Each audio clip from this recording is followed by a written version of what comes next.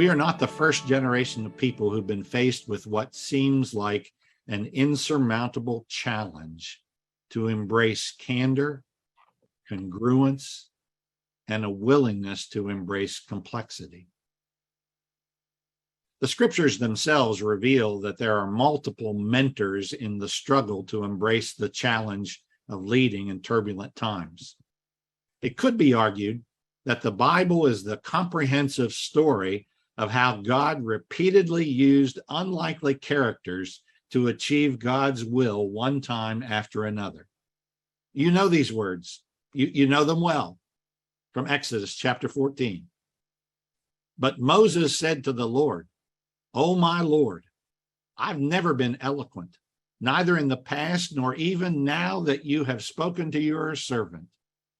But I am slow of speech and slow of tongue." These words are a part of a biblical narrative that repeatedly demonstrates not only how God uses unlikely characters to achieve God's plan, but also equips those unlikely characters with extraordinary leadership to accomplish those plans. In every case, and the examples are legion in the scriptures, when the identified person relies upon their own devices, they fail. But when they trust in the Lord's direction and focus clearly on how God is equipping them for what lies ahead, they succeed.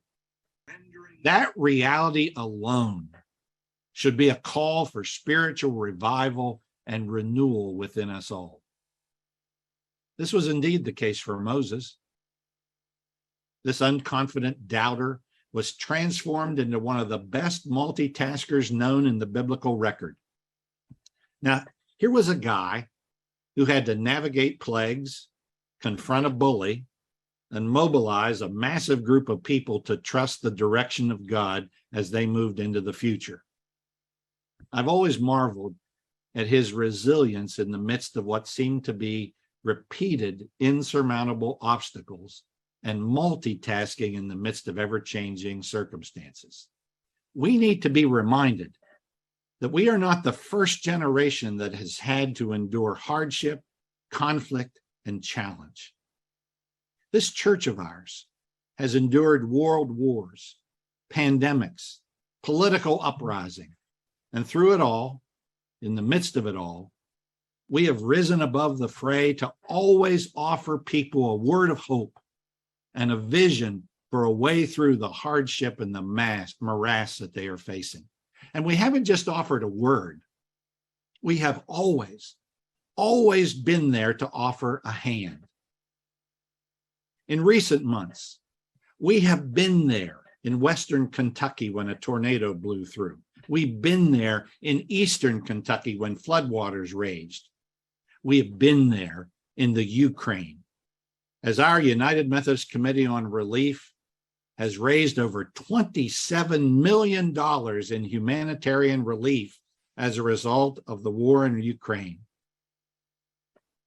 Just yesterday, I got a call from a pastoral team at one of my churches in New York City who shared with me the work that they're doing to house and feed immigrants who have been shipped by busload and deposited on the streets of New York City. And it's our church, our United Methodist Church, that has opened its doors, not only to offer needed food and housing, but a hopeful word of a way through the injustices and the hardships that they're facing.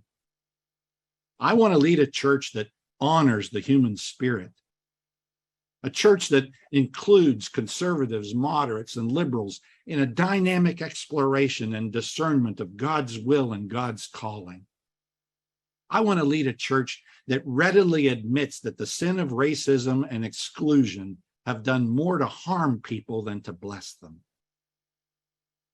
I want to lead a church that doesn't burn the house down, but builds up the body of Christ.